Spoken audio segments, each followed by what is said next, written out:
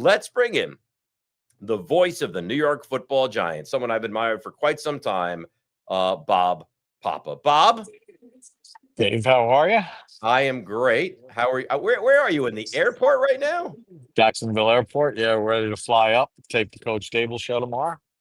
Beautiful. You're beautiful. So it feel how different does it feel for you to go through what you just went through, to go through a game where you can have an excitable call and big plays are happening over what we've kind of become accustomed to with the Giants over the last God knows how many months and years, really. Well, really, it's been since 2022, right? Where the last time we had anything of significance. Although I will take exception or challenge you on the Chargers game. And the reason why I say that is the Chargers were 3-0 coming into the game. Yeah. They had won 3 games within their division, having beaten the Chiefs, and having that emotional win against Denver. And people were talking about the Chargers as being one of the best teams in the National Football League. And the Giants went wire to wire against the Chargers. I mean, they took the lead early and they never trailed. So I thought that was a pretty significant win for them because most people thought they'd get run out of the building, I think especially you're with right. You know Dart what, making Bob? his first start. I'm going to fall on the sword here. I'm going to admit my mistake because I think it takes a real man to admit his mistake. I'm going to admit my mistake. I'm going to own up to that. And I think you would agree with this. Yes, that's a wonderful win. But when you there's something and a hatred, a special kind of hatred against the Philadelphia Eagles, and they've owned the Giants. And I heard your post game the other night. I was driving here to do our post game show. I heard your post game, and you said that Philadelphia was 27-7. Over the Giants in the last 34 meetings. So you're right. The Chargers game was a massive victory, but that game against Philadelphia felt so special because I don't have any animosity towards the Chargers. I detest the Philadelphia Eagles. Yes, I mean, listen, that was I mean, that's the last time the Giants beat the Eagles in a significant game, probably since 2011. Yeah, I mean, they won in Philly in 2013, but Michael Vick got hurt, and I think Matt Barkley came in and played quarterback. I think it was 15-7. 2020, when the Giants were in the playoff hunt at 5-7, they had a win against Philadelphia. But seriously, you really have to go back to 2011 as the last time they beat the Eagles in a game that mattered, which happened to be the Victor Cruz breakout game. So, I mean, it's been miserable. Listen, that stat I gave you, that's from before opening kickoff of the '08 divisional playoff game at Giants Stadium when the Giants were the number 1 seed and everyone thought they were going back to back, but Plaxico shot himself in the leg. Yep. And he was the difference maker. Philadelphia, the Giants, there's a segment of Giant fans that don't remember from the Fossil era through the first half or the first third of the Coughlin era, the Giants owned Philadelphia. They beat them all the time.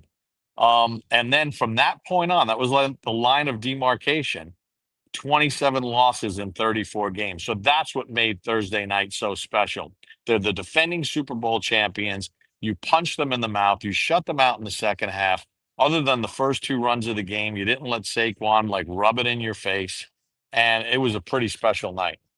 It really was. And you mentioned that 2008. And I want to get into the current iteration of the Giants, but I remember that game against the Eagles like it was yesterday, Bob.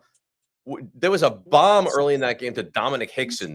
It would have been a touchdown. The Giants would have taken the lead, and who knows what happens from there. And he dropped it, and the Giants really never had a lot of opportunities after that moment. Well, right, because Hickson returned the kickoff. They started at midfield, and then they ran the play that Brian Dawkins could not deal with, and the Eagles could not deal with. The same exact play that Plaxico would run, except Hickson along the sideline. I could still see it down the right-hand sideline.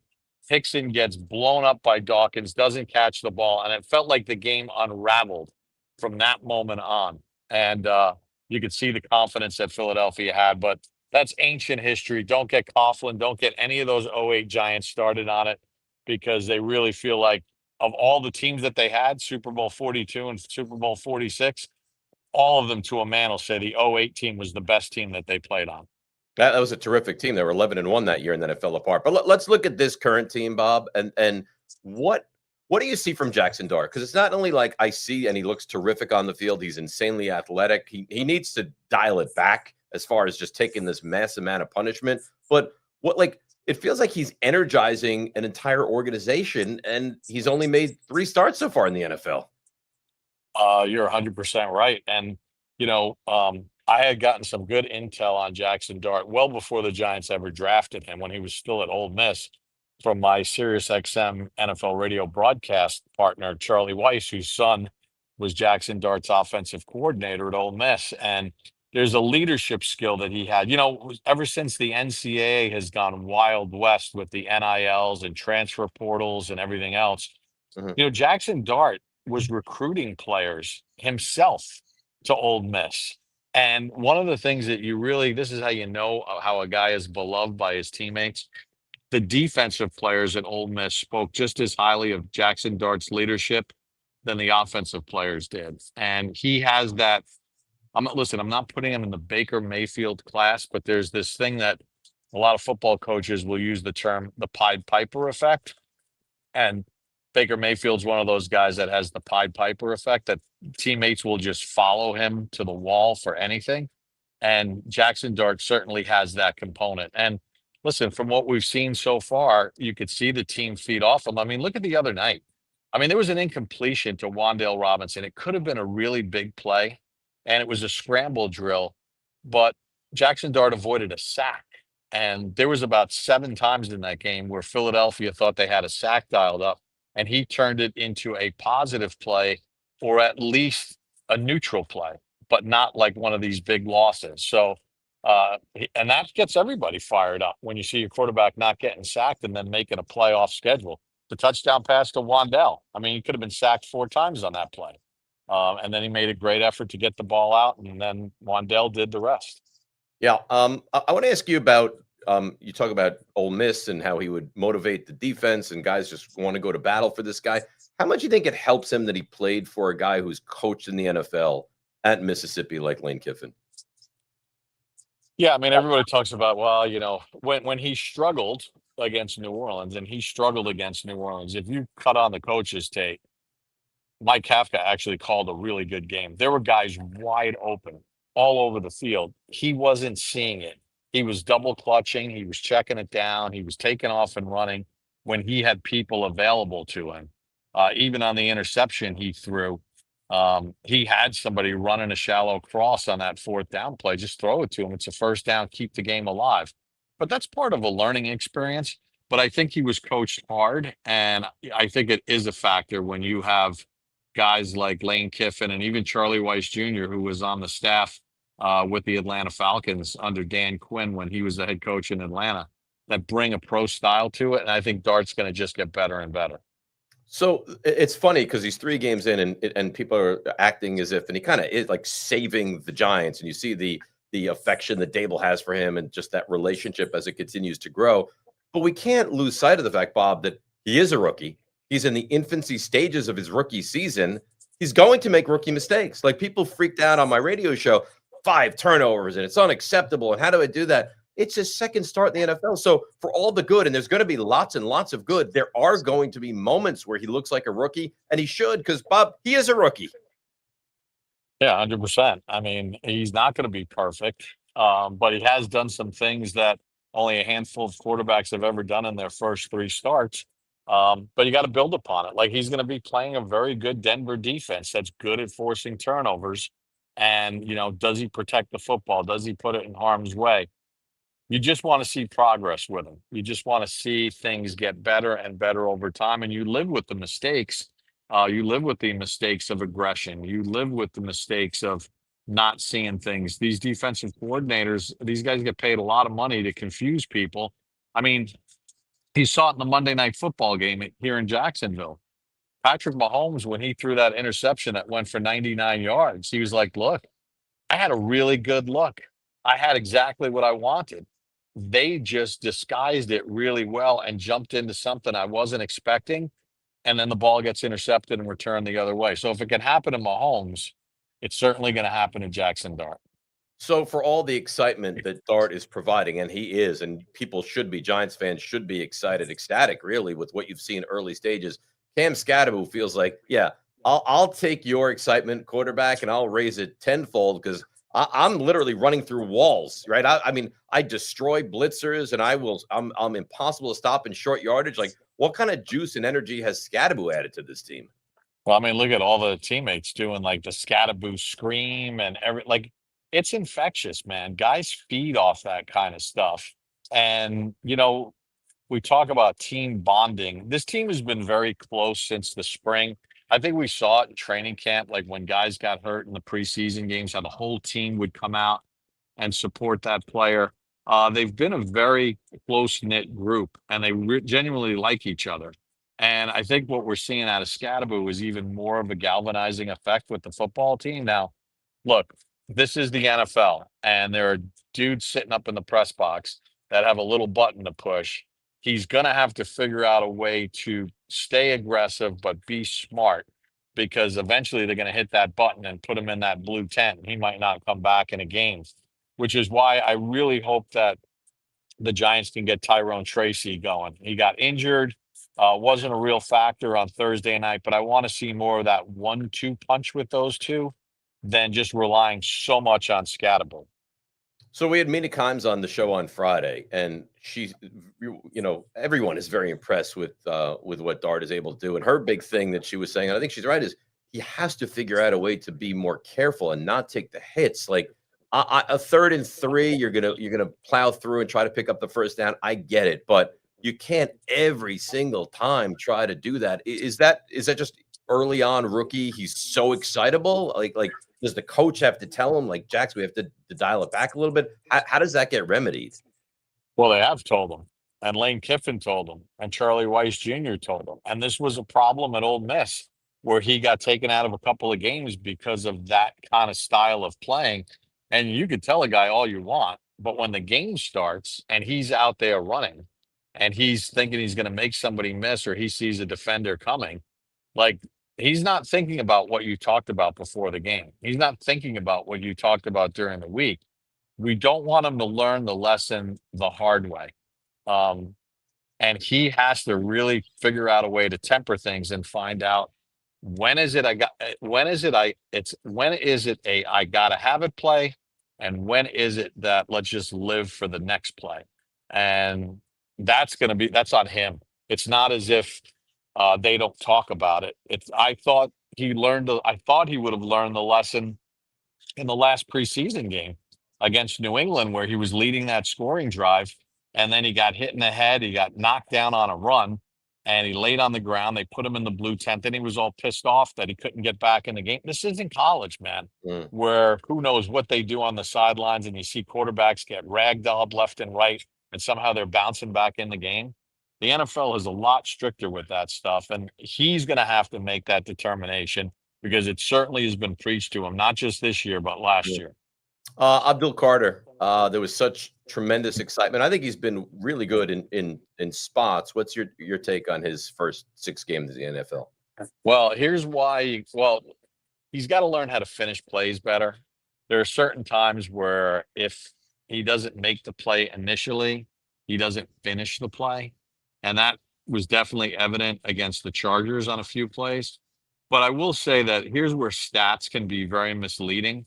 If you look at the official NFL stat book from the Giants-Eagles game, and you go to the defensive stats, Abdul Carter is credited with nothing.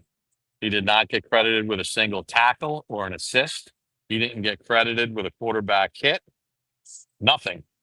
However, you ask the Philadelphia Eagles' great offensive line coach about the impact that Abdul Carter had on the game, and he'll tell you to go pound salt with the stat sheet. He was very disruptive. In fact, on one of Brian Burns' sacks, Carter's the one that created the free lane for Burns. So his sacks will eventually come. I think he's got to be more consistent on a down in, down out basis. But he's been nothing short of fantastic. He sets the edge in the run game. He's also pushed Kayvon Thibodeau to be a better player. Thibodeau's playing the best he's ever played in the National Football League, both against the run and getting pressure on the quarterback. So I like what I'm seeing at Abdul Carter. The splash plays will come because teams are going to have to spend more and more time dealing with Brian Burns and dealing with Thibodeau, and Carter's going to get his one-on-ones to win.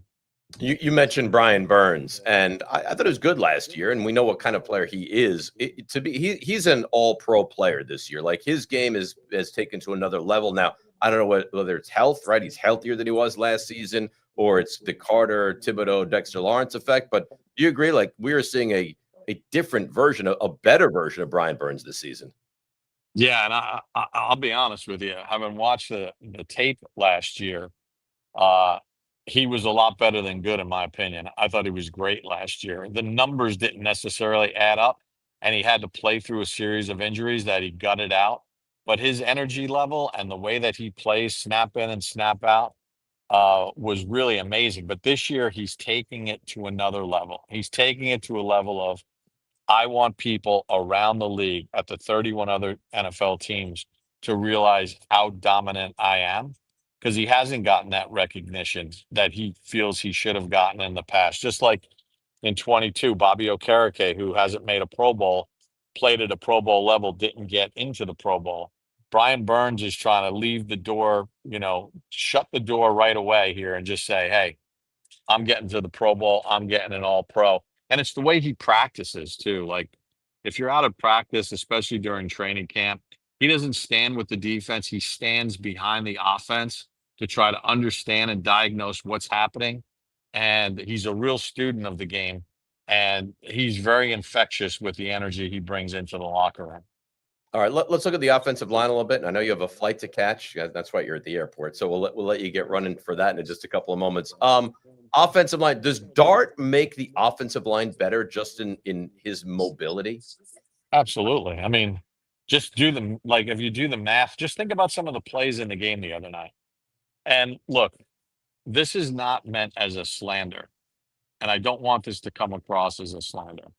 But how many times would Russell Wilson have been sacked in that game on Thursday night? Now, Russell Wilson for 10 years of his career, maybe good enough to get in the Pro Football Hall of Fame. The guy that went to back-to-back Super Bowls, the guy that was part of a Seattle team that were perennial division winners and threats to get to the Super Bowl. He used to make those plays. That was part of his resume of doing the Fran Tarkington reverse field, go retreat 20 yards, and then throw a moon ball to Tyler Lockett and break your heart. Father Time's undefeated. He can't do that anymore. Jackson Dart can. So yeah, he's making the offensive line better. And he scrambles with good discipline. This way, when he's scrambling, it's sometimes guys can get so helter skelter that they're force holding penalties because they're all over the place. Dart has done it with his eyes downfield, trying to stay within the confines of the pocket area, which certainly helped the offensive line. And the other thing is, listen, Andrew Thomas is playing as good as he's ever played. And I think it was really smart of them to not rush him back. They tried it with Hudson, who was a healthy scratch the other day. Marcus Bowe has been a tremendous find. So I think they were able, instead of rushing Thomas back, to bring Thomas back when he was ready. And you're seeing the effects of that. Yeah, I mean, you stole my last question away. It was about Andrew Thomas. He's playing at an unbelievable level, and I know the Giants haven't been a good football team for quite some time, but he's like that when he's healthy. He's as good a left tackle as there is in the NFL, isn't he? Yeah, I mean, his shutout rate so far this year has been unbelievable. I got to give a shout out, though, to Austin Schlottman because you know how hard it is to come into a Mhm. game, especially in a big game like this, prime time against a division rival and a good team, to not have a false start, to not have a bad snap, to be ready to go. And that's a tribute to Carmen Brasillo, the offensive line coach, that you didn't really miss John Michael Schmitz all that much when he came in the game. So, it's all these little things that add up to a team being able to win. Well, you're the best. I appreciate you stopping by for a few minutes. Have a safe trip up to New York, and let's see if we can make it two in a row with a win over Denver on Sunday. All right, Dave, anytime. And best of luck to this venture that you have going here with the Giants Oh, Obsession podcast. I appreciate it. Before I let you go, though, you have not one because I have one podcast in addition to my morning show. You have two podcasts. Why don't you tell the listeners and the viewers what those are and how they can get involved with them? Yeah, the Believe Podcast Network, BLEAV, Believe in Giants. Carl Banks and I do a recap and a preview every week. We have good guests and kind of break things down. And when you have a two-time Super Bowl champion taking a look at the coaches tape and telling you what happened or why things happened, pretty cool. And then I have another one on Believe with Chris Bizignano of Giant Insider Newspaper Podcast. It's called the ManjaCast, where it's about food, it's about fun, it's about football, it's about friends. We've had some great guests. Michael K was on. I made chicken parm for him. I cook on every episode. Whatever the guest's favorite meal is, I make that dish and I show our audience how simple it is to make these respective dishes. So when Michael K was on, I made him a chicken parm. I made a little chicken piccata as well that night. We've made carbonara with Phil Sims, Joe Shane. We made a penny vodka. We've had a lot of fun making meals and just kind of talking ball, having fun, and sipping some wine and eating good food. That's awesome. You don't have a lot of choices when Michael K is coming on. It's like chicken parm or chicken tenders. So yeah, correct. Yeah, lesser. He was the easiest one. I'm sure he was. Well, listen, continued success. Hopefully the Giants make this a fun season. We're heading in that direction. Good luck with the podcasts. And I hope to chat with you at some point in the not so distant future. Dave, always a pleasure. So if you like that interview, check out this video or other interviews. And of course, as always, don't forget to subscribe.